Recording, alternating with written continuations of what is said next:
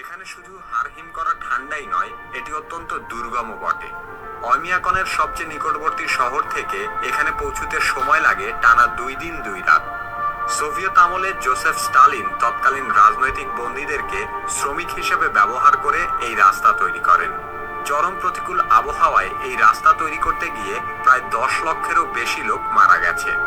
কাজ করতে করতে যারা মারা যেত তাদেরকে রাস্তার মধ্যেই সমাহিত করা হয়। এজন্য এই রাস্তাকে বলা হয় রোড অফ বোনস বা হাড় দিয়ে তৈরি রাস্তা।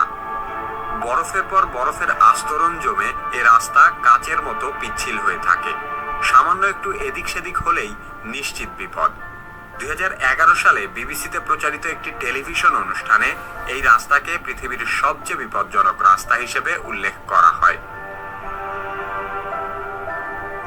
বিগত প্রায় 100 বছর ধরে অয়মিয়াকনের বাসিন্দারা একই রকম জীবনযাপন করে আসছে। শীতকালে এখানে খাবার পানির কষ্ট সবচেয়ে বেশি। এখানে কোনো পানির সরবরাহ নেই।